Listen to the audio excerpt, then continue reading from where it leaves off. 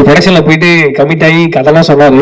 சொல்லும்போது அந்த hero friend character வந்து என்னை புஷ் பண்ணி பேசும்போது ஓகேன்ட்டாங்க. பட் அங்க ப்ரொடக்ஷன்ல இருக்க சிலர் வந்து என்ன சொன்னாங்கன்னா, அவங்க கேட்டது நான் தப்புன்னு சொல்ல மாட்டேன்.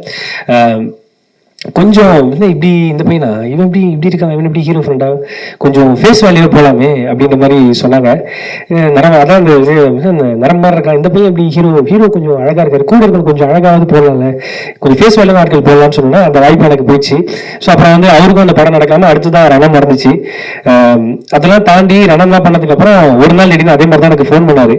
ஃபோன் பண்ணிருக்கும் போது இந்த மாதிரி ஒரு +2 குழந்தைக்கு ஃபீஸ் கட்டணும்னு சொல்லி தான் பேச ஆரம்பிக்கும் போது தான் ரணம் பார்த்தேன்னா ரொம்ப சூப்பரா இருந்துச்சு, செம்மையா இருந்துச்சு. என்னடா பண்றேன் அப்படிங்க. இல்லைன்னா நான் அப்படியே ஷோஸ் அப்படிதான் பண்ணிருக்கேன் அப்படின்னு சொன்னேன். படம் பண்றேடா. இல்லைன்னா எங்கன்னா அப்படியே சும்மா பண்ணணும்னு ஆசைதான், யாருன்னா வாய்ப்பு கொடுப்பா அப்படின்னு சொல்லி சொல்லும்போது, அப்படியா சரி நான் உங்களுக்கு கதை சொல்லுவேன் அப்படின்னாரு. இது என்ன கேரக்டர் அப்படின்னு கேட்டேன். என்ன கேரக்டரா? இல்லடா ஹீரோவா பண்ணலாம்டா. ஹீரோவா? நீலாம் என்ன ஹீரோ வச்சு படம் பண்ணுவாங்க நான் ஃபர்ஸ்ட் கேட்டேன். ஆல்ரெடி படம் பண்ணி சூப்பரா சக்சஸ்ஃபுல்லான படம் போயிடுச்சு. ஸோ அதுக்கப்புறம் என்ன வச்சு நீ எப்படி படம் பண்ணலாம் கேட்டேன்.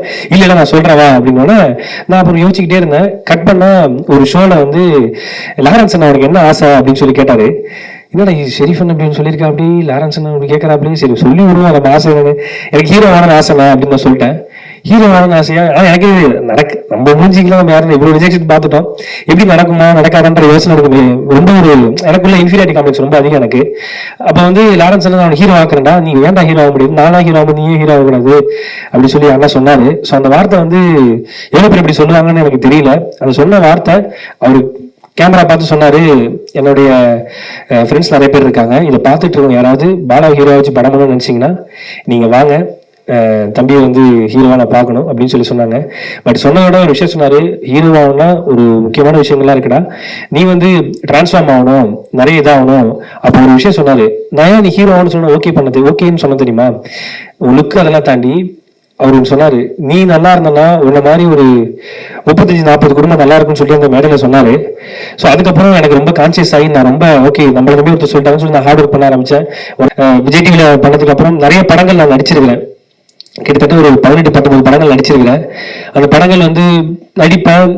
பட் அது ஒரு 11-12 படங்கள் வந்து நடிச்சிருப்பேன், படத்துல வந்திருக்காது. அப்ப எங்களும் ஒரு கேள்வி இருக்கும், என்ன நம்ம இது ஐயோ என்ன நடிக்கிறோம் எதுவுமே வரலன்னா, அப்போ வந்து இல்லப்பா ஒரு காமெடி ஆர்டிஸ்ட் கொஞ்சம் ஃபேஸ் வேலையா இருக்காங்க, அவங்க இந்த போர்ஷன் வச்சுலாம், ஸோ அது கொஞ்சம் எடுத்து தூக்கிடுவாங்க அப்படிங்கிற மாதிரி சொல்லுவாங்க. அவங்க படம் கரெக்ட் தான், அவங்களாம் தப்பு சொல்ல மாட்டேன். ஸோ அவங்க நிறைய யோசிப்பேன், டைட்டிலுக்கான நம்ம பேர் இருக்கும் ஆனால் படத்தில் நம்ம இருக்க மாட்டோமே அப்படின்னு சொல்லி நிறைய யோசிச்சிருக்கேன், நிறைய ஃபீல் பண்ணியிருக்கேன். அதை தாண்டி இந்த படத்துக்கு ஹீரோயின் வேணும் அப்படின்னு சொல்லும்போது ஹீரோயின் செலக்ஷன் எப்படின்னா, எல்லாருமே கதை வந்து கேட்பாங்க, நான் ஹாலில் வெயிட் பண்ணுவேன், ஆஃபீஸில் வந்து ரூமில் கதை கேட்பாங்க, டைரக்டர் வந்து கதை சொல்லுவார். சொல்லி முடிச்சோன்னா கதை சூப்பராக இருக்குது, ரணம் டைரக்டர் ஆல்ரெடி படம் பண்ணியிருக்காரு, ப்ரொடக்ஷன் எல்லாம் ஃபிக்ஸ் ஆகி ஆஃபீஸ் போட்டோன்னா வருவாங்க, வந்து கதைலாம் கேட்டுருவாங்க. கேட்டோன்னா கதை ரொம்ப சூப்பராக இருக்குது, செம்மையாக இருக்குது, யார் பேரா பண்ணுறா அப்படின்னோன்னா பாலா அப்படின்னோன்னா பாலாவா சரி நான் சொல்றேன் அப்படின்னு போயிடுவாங்க. அவங்க மேல தப்புலாம் கிடையாது. ஸோ இப்படி வந்து ஒவ்வொரு ரிஜெக்ஷனா போயிட்டே இருக்கும். கதை சூப்பரா இருக்கு, செமையா இருக்கு, யார் ஹீரோ பாலா, ஐயோ அப்படின்ற மாதிரி ஒரு 10 பேர் ரிஜெக்ட் பண்ணாங்க, 20 பேர் 30 பேர் 40 பேர் அப்படின்னா எல்லாம் ரிஜெக்ட் பண்ணிட்டே இருப்பாங்க. நான் தான் கதை சொல்ற ஆரம்பிக்கும் போது நான் வரமாட்டேன், சொல்லி முடிச்சதுக்கு அப்புறம் தான் ஹாலில் வெயிட் பண்ணுவேன் என்ன சொல்றாங்கன்னு பாக்குறதுக்கு. அப்படியே ஒரு 50 பேர் ரிஜெக்ட் பண்ணிட்டாங்க. அவங்க மேல தப்பு இல்லை. ஸோ நம்மளும் அவ்வளவு பெரிய ஆள் இல்லை. கட் பண்ணா 51வது ஆள் லாஸ்டா வந்தாங்க விநாயக் மகாதேவ்ன்ற மாதிரி நமிதா கிருஷ்ணமூர்த்தி. எந்த ஒரு எதிர்பார்ப்புமே இல்லாம கதை கேட்டதுக்கு அப்புறம் கதை பிடிச்சிருக்கு, யார் ஹீரோன்னு கேட்டு கண்டிப்பா பண்றேன் அப்படின்னு சொன்னேன். அது எனக்கு என்ன சொல்றதுன்னு தெரியல. எந்த பேக்ரவுண்டுமே இல்லாத ஒரு பையனுக்கு, லுக் அண்ட் ஃபீலா இன்ஃபீரியாரிட்டி காம்ப்ளெக்ஸ் உள்ள பையனுக்கு இன்னைக்கு நீங்க பண்ண ஒரு விஷயம் வந்து நான் இன்னைக்குமே மறக்க மாட்டேன். நமிதா கிருஷ்ணமூர்த்தி ரொம்ப ரொம்ப நன்றி, தேங்க்யூ. அவசரம்னு அழைச்சா ஆம்புலன்ஸ் வரும், ஆம்புலன்ஸ்னு அழைச்சா பாலா வருவார். உதவிகள் செய்தே பலர் டிபியில் வந்தார், பல உதவிகள் கேட்டதற்கு ஜிபேயும் தந்தார். சின்ன திரையில் நல்ல பையன், இன்று ஊரே வியக்கும் செல்ல பையன். பலரும் நடிக்க வந்த பின் பேசப்பட்டனர், இவர் நடிக்க வருவதற்கு முன்பே பேசப்பட்டவர். துயரம் வந்தவர்களின் பக்கத்தில் நிற்கும் போது 1,00,000 கண்கள் கலங்குகின்றன, 1 கோடி நெஞ்சங்கள் வாழ்த்துகின்றன. நிஜத்தில் நடிக்க தெரியாத பாலா திரையில் மாபெரும் நடிகனாக வலம் வருவார். எதிர்பாராததை எதிர்பாருங்கள். அழைக்கிறோம் கதையின் நாயகனாக அறிமுகமாகும் காந்தி கண்ணாடி பாலா அவர்களை.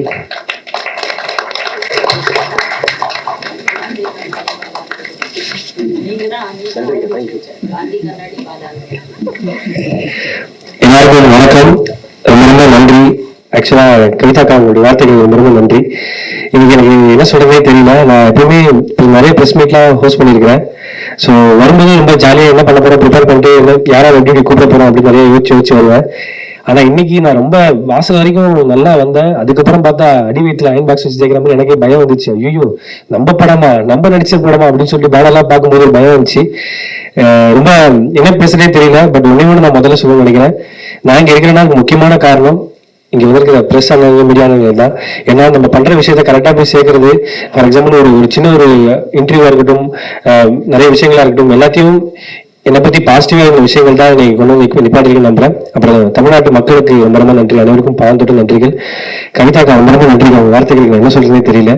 உண்மையிலேயே பிரஸ் மீட்டிங் பிரியாமோகன்னே சொல்லலாம். அக்காவை பத்தி நிறைய நான் அப்படிதான் சொல்லுவேன் அக்கா கிட்ட. ஆமா உண்மையிலே நிறைய சொல்லுவேன். ஏன்னா அவங்க அந்த அக்கா கூட நான் ஹோஸ்ட் பண்ணியிருக்கிறேன். எனக்கு தெரியும் அவங்க அக்காவோட மனசு வந்து ரொம்ப ரொம்ப வெள்ளை. ரொம்ப நன்றிக்கா, தேங்க்யூ. காந்தி கண்ணாடி எல்லாருமே சொல்லிட்டாங்க. பட் என் பாயிண்ட் ஆஃப் வியூல நான் வந்து சில விஷயங்கள் சொல்ல நினைக்கிறேன். இந்த படம் வந்து எனக்கு எப்படின்னா வேடிக்கை பார்த்தவனுக்கு வேர்ல்டு கப் கொடுத்த மாதிரி தான் எனக்கு இந்த படம். ஏன்னா நான் வந்து இப்படிலாம் படம் பண்ணுவேன்று கனவுல கூட நினைச்சு பார்த்துருக்க சொல்லுவாங்க. அந்த கனவுல கூட இப்படி நடக்காதுன்ற விஷயம், அதெல்லாம் தாண்ட ஒரு விஷயம் இருந்தா இந்த காந்தி கண்ணாடி எனக்கு அமைஞ்சதுன்னு நான் சொல்லுவேன். ஏன்னா முதல்ல எந்த ஒரு இதுவுமே இல்லாம காரைக்கால் அப்படிங்கிற ஒரு ஊர்ல தான் நான் வளர்ந்தேன். அதெல்லாம் தாண்டி ஒருத்தர் கொடுத்த நம்பிக்கையில தான் என்னால இங்க நிக்க முடியுது. எப்படி எங்க அப்பா அம்மாவுக்கு வந்து நன்றி சொல்லணும், அதே மாதிரி எந்த ஒரு இதுவுமே இல்லாம இங்க நான் நிக்கிறேன், இப்படி நான் உங்கள்கிட்ட பேசுறேன். காரைக்கால் பாலா டு காந்தி கண்ணாடி பாலாவுக்கு முக்கியமான காரணம் அமுதவாணன் தான். அவர் தான் எல்லாமே. நமக்கு வந்து ஓப்பனிங்ல இருந்து இப்போ வரைக்கும் இந்த பாலா வந்து இப்படி பேசுறான், எல்லாமே பண்றான் அப்படின்னா அது அவர் தான் காரணம். யாரு என்னன்னு தெரியாத ஒரு பையனை வந்து இப்ப நிறைய சொல்றாங்க இந்த மனித மத பத்தி எல்லாம் பேசும்போது, யாரு என்னன்னு தெரியாத பையனை அந்த அன்பை மட்டும் வச்சு ஒருத்தரை வந்து நம்ம பார்த்துக்கணும், நல்லா வரணும்னு நினைக்கிறதுல அவர் தான் எனக்கு ஃபர்ஸ்ட். ஸோ அவர் தான் வந்து எந்த எதிர்பார்ப்பும் இல்லாமல் எடுத்து கிட்டத்தட்ட ஒரு 11-12 வருஷமா நான் அண்ணன் கூட தான் இருக்கிறேன். ஸோ அவர் இல்லைன்னா நான் இல்லைங்க. ஸோ அவருக்கு ஃபர்ஸ்ட் ஆஃப் ஆல் நன்றிங்க, ரொம்ப நன்றி. நன்றியை தாண்டி எவ்வளோ வார்த்தைன்னு சொல்லலாம். அப்புறம் அண்ணனோட மனைவி ராஜேஸ்வரி அக்காவுக்கும் நன்றி சொல்லிட்டே இருக்கலாம். அதெல்லாம் தாண்டி அப்புறம் கலக்க போதியாரில் பண்ணோம். ஸோ கொஞ்சம் கொஞ்சமாக வந்தோம். அதெல்லாம் தாண்டி நிறைய ரிஜெக்ஷன்ஸ்லாம் வந்திருக்கு, எல்லாருக்குமே வரதுதான். அப்புறம் விஜய் டிவியில் பண்ணதுக்கு அப்புறம் நிறைய படங்கள் நான் நடிச்சிருக்கிறேன். கிட்டத்தட்ட ஒரு 18-19 படங்கள் நடிச்சிருக்கிறேன். அந்த படங்கள் வந்து நடிப்பேன். பட் அது ஒரு 11-12 படங்கள் வந்து நடிச்சிருப்பேன், படத்துல வந்திருக்காது. அப்போ எங்களும் ஒரு கேள்வி இருக்கும், என்ன நம்ம இது ஐயோ என்ன நடிக்கிறோம் எதுவுமே வரலன்னா, அப்போ வந்து இல்லப்பா ஒரு காமெடி ஆர்டிஸ்ட் கொஞ்சம் ஃபேஸ் வேல்யூ இருக்காங்க, அவங்க வந்து போர்ஷன் வச்சுலாம், ஸோ அது கொஞ்சம் எடுத்து தூக்கிடுவாங்க அப்படிங்கிற மாதிரி சொல்லுவாங்க. அவங்க படம் கரெக்ட் தான், அவங்களாம் தப்பு சொல்ல மாட்டேன். ஸோ அவங்க நிறைய யோசிப்பேன், டைட்டிலுக்கான நம்ம பேர் இருக்கும் ஆனால் படத்தில் நம்ம இருக்க மாட்டோமே அப்படின்னு சொல்லி நிறைய யோசிச்சிருக்கேன், நிறைய ஃபீல் பண்ணியிருக்கேன். அப்போ வந்து ரொம்ப யோசிப்பேன். அப்போ நானும் ஷெரீஃபனும் ஒரு படம் வந்து ஒர்க் பண்ணோம்.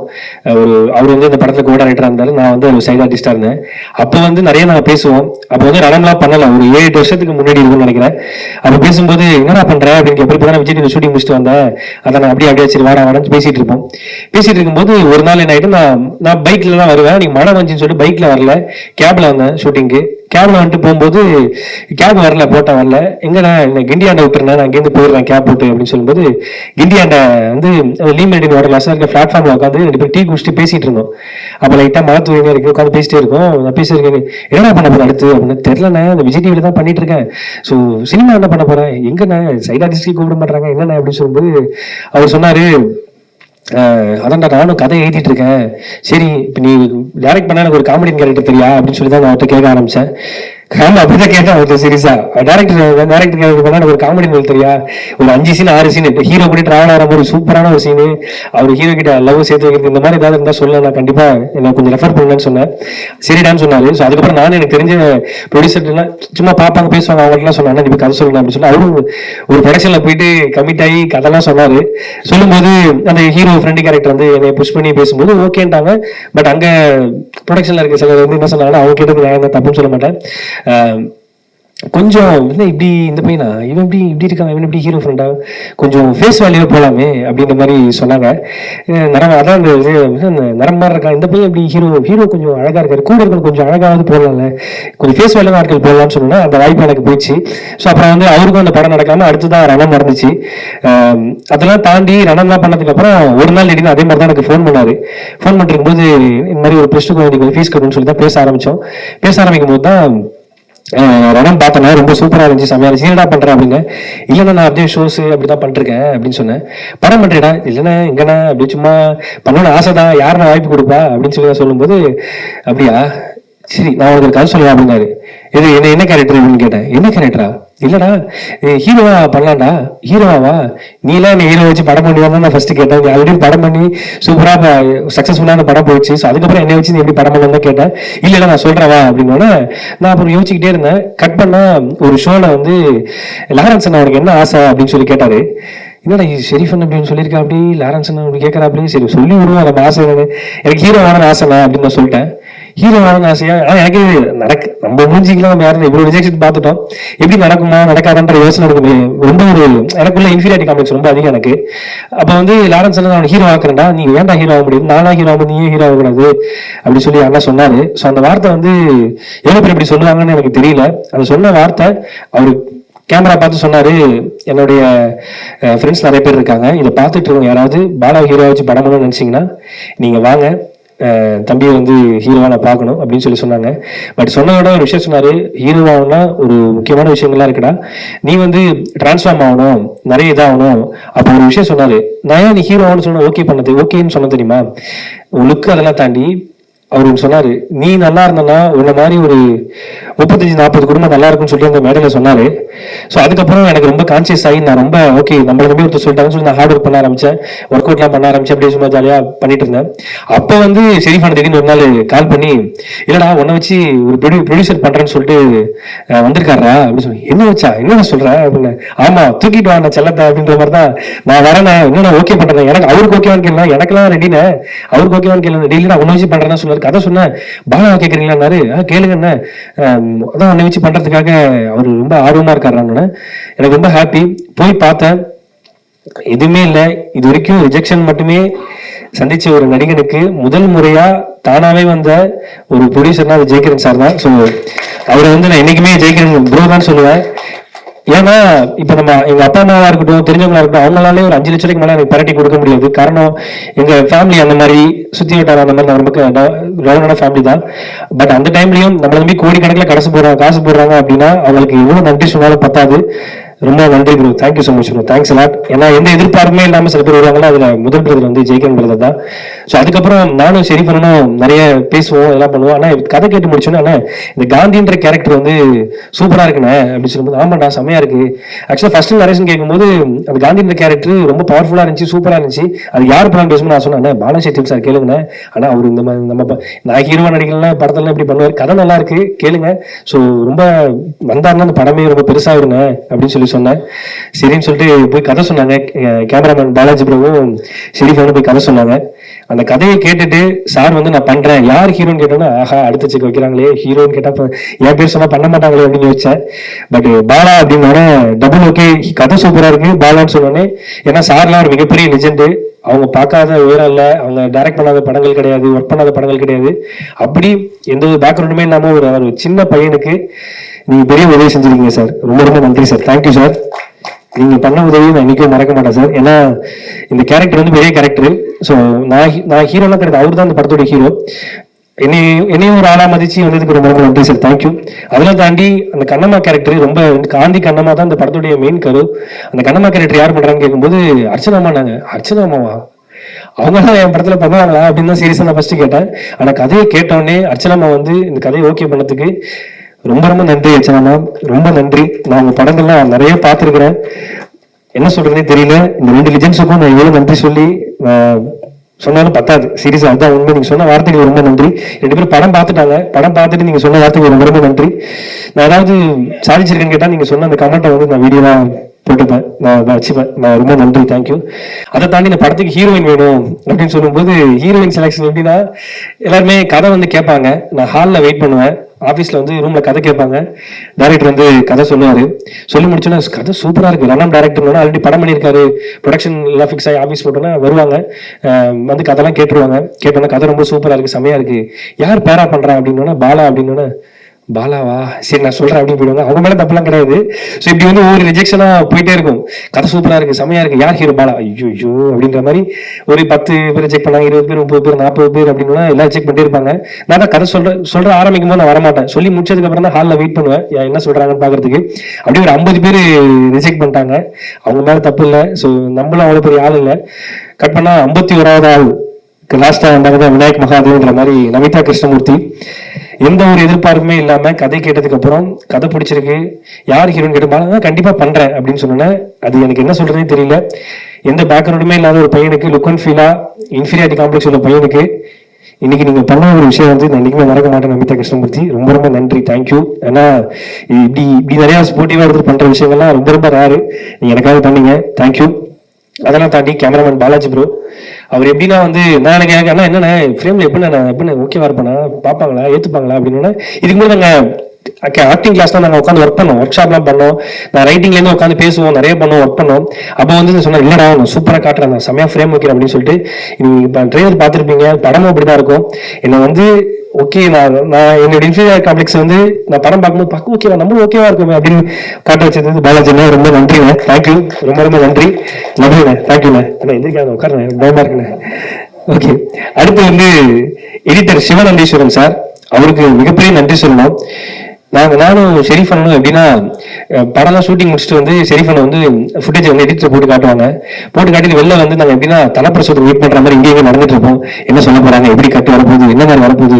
ஏன்னா சார் வந்து பெரிய லெஜண்ட், நிறைய படங்கள் பார்த்து தீர அதிகாரம் ஒன்று, காப்பி ரணசிங்கம், மடக்பட்டு ராமசாமி, நிறைய படங்கள் வந்து சார் எடிட் பண்ணியிருக்காங்க, நிறைய படங்கள் ப்ரோமோ எடிட்டரா இருந்திருக்காங்க. ஸோ எப்படி வந்து சொல்ல போறாங்க அப்படின்னு சொல்லும்போது இல்ல ஷெரீஃப் இப்படி பண்ணிக்கலாம் அப்படி பண்ணிக்கலாம்னு சொல்லிட்டு கிட்டத்தட்ட இந்த படத்துக்காக முக்கியமான மெடக்கல் வந்து சிவநந்தீஸ்வரன் சார் வந்து இந்த படத்துக்காக வகிச்சிருக்காங்க. அதே ஷூட்டிங் ஸ்பாட்டுக்குலாம் ஒரு எடிட்டர் வரும்னு அவசியமே இல்லை. பட் இவருக்கான ஷூட்டிங் ஸ்பாட்லாம் வந்து அவரும் ஷெரீஃப் அண்ணா அவரும் பைக்ல உட்காந்து லில்லி புட்லாம் பிடிச்சிட்டு இங்க ஷூட்லாம் பண்ணியிருக்காங்க. தேங்க்யூ சிவநந்தீஸ்வரன் ப்ரோ, ரொம்ப நன்றி, தேங்க்யூ. அப்போ எனக்கு ரொம்ப ரொம்ப நன்றி. ஆர்ட் டைரக்டர் அப்போண்ணா, தேங்க்யூ ஸோ மச்ண்ணே, ரொம்ப நன்றி. நான் கேட்டோன்னே டக்குன்னு செட்டெல்லாம் போட்டு கொடுப்பீங்க, சின்ன சின்னதாக சூப்பரா, ரொம்ப நன்றி. அதுக்கப்புறம் இந்த ப்ராஜெக்ட்ல அவர் கூட நான் நடிச்சிருக்கிறேன் மதன் ப்ரோ, அவர் வந்து கலக்கியிருப்பாரு. அவர் வந்து கல்லூரி படத்துல நான் பார்த்திருக்கிறேன், பயங்கரமான ஆர்டிஸ்ட் அவர். அவர் கூட நான் நடிச்சதுக்கு ரொம்ப ரொம்ப சந்தோஷமா இருக்கிறேன். அவர் மனோஜ் ப்ரோ, ஆராதனா, அவங்க 2 பேருமே கலக்கியிருக்காங்க. ஐயா உட்காருங்க ஐயா, ரொம்ப பயமா இருக்கு எனக்கு. சரி, ரொம்ப நன்றி, தேங்க்யூ. இதெல்லாம் தாண்டி இப்படி ஒரு படம் பண்ணியிருக்கோம் அப்படின்னு சொன்ன உடனே இந்த படத்துக்கு வந்து முக்கியமான விஷயமே வந்து படத்தை கொண்டு போய் எடுத்துட்டு போய் சேர்க்கறது தான். நான் ரொம்ப தீவிரமான சினிமா ரசிகன். ஒரு வாரத்துக்கு 4-5 சினிமா வந்துச்சுன்னா எல்லா சினிமாவும் பார்த்துருவேன். அப்படி அந்த 4-5 படங்கள் வருதுல ஒரு 3 படங்கள் 2 படங்களே சக்தி ஃபிலிம் ஃபேக்டரி அப்படிங்கிற பேர் வரும். நான் உட்காந்து பார்ப்பேன். குட் நைட் படத்துல வந்து நிறைய படத்துல இருந்து இந்த பேர் வந்துகிட்டே இருக்கும். சரி, சக்தி சார் வந்து இந்த படம் பாக்குறாங்கன்னு சொன்னே என்னால நம்பவே முடியல. நம்ம படத்தை அவர் பாக்குறாரா அப்படின்னு சொல்லும்போது நம்பவே முடியல. படம் பார்த்துட்டு எல்லாரும் சரி நான் சொல்றேன்ட்டு போயிடுவாங்க. ஆனா படத்தை பார்த்து முடிச்சுட்டு இங்கேயே உட்காந்து பேசலாம் அப்படின்னு சொல்லிட்டு இந்த படத்தை பத்தி கிட்டத்தட்ட ஒரு 15 நிமிஷம் சார் வந்து பாராட்டினாங்க. இது ஒரு எதுவுமே இல்லாத வந்து ஒரு ஹீரோக்கு ஒரு புது படம், அதெல்லாம் மைண்ட்ல இருந்தாலும் உண்மையான பாராட்டி இந்த படத்தை வந்து கரெக்டா கொண்டு போய் சேர்க்கலாம்னு சொல்லிட்டு முடிவு பண்ணி இந்த படத்துக்குள்ள வந்து எங்களை நம்பின உங்களுக்கு ரொம்ப ரொம்ப நன்றி சார். தேங்க்யூ. என்னைக்குமே நான் மறக்க மாட்டேன் sir. Thank you so much sir. எப்பயுமே ஒரு படத்துக்கு முக்கியமா அசிஸ்டன்ட் டைரக்டர்ஸ் தான். அசிஸ்டன்ட் டைரக்டர் இந்த படத்துக்கு ரொம்ப ரொம்ப முக்கியம். இதுல வந்து நிறைய பேர் ஒர்க் பண்ணியிருக்காங்க. அதுல வந்து இந்த ஸ்ரீதர் அப்படிங்கிற பையன் வந்து நிறைய வச்சிருக்கிறான். ஸோ அவர் கிரெடிட்ஸ் போறோம். ஏன்னா நானும் நிறைய அசிஸ்டன்ட் டைரக்டர் சின்ன சின்ன வேலை செஞ்சிருக்கிறேன். அப்புறம் கிஷோர் அப்படிங்கிற பையன், இவங்க 2 பேர் தான் வந்து ஷெரீஃப் அண்ணனுக்கு பேக் போன். அப்புறம் வந்து சதீஷ் ப்ரோ, அதுக்கப்புறம் மாரின்னு ஒரு பையன், அந்த மாரினா கூடுவேன், மாரின்னு ஒரு பையன், இந்த மாதிரி நிறைய பேர் வந்து ஒர்க் பண்ணியிருக்காங்க. அவர் எடிட்டர் கூட வந்து தமிழ் பிரதர் இந்த படத்துக்கு வந்து நிறைய வேலை செஞ்சிருக்கிறாரு, நல்லா இருக்கிறாரு. அப்புறம் தமிழ் ப்ரோ, இசக்கி பிரதர், அவங்க எல்லாரும் ரொம்ப நன்றி. இந்த படம் எக்ஸிகியூட்டிவ் ப்ரொடியூசரா இருந்தா உதயகுமார் பாலாஜி பிரதருக்கு ரொம்ப ரொம்ப நன்றி. ஏன்னா அவர் வந்து பல கேரக்டரா மாறுவாரு. 12-13 தசவதார படத்துல கமல் சார் மாதிரி திடீர்னு பார்த்தா ப்ரொடக்ஷன் மேனேஜர், திடீர்னு பார்த்தா செட் அசிஸ்டண்டா இருப்பாரு, திடீர்னு பார்த்தா பலவிதமான கேரக்டர்லாம் அந்த படத்துல பண்ணுவாரு. உங்களுக்காக ரொம்ப ரொம்ப நன்றி ப்ரோ, தேங்க்யூ.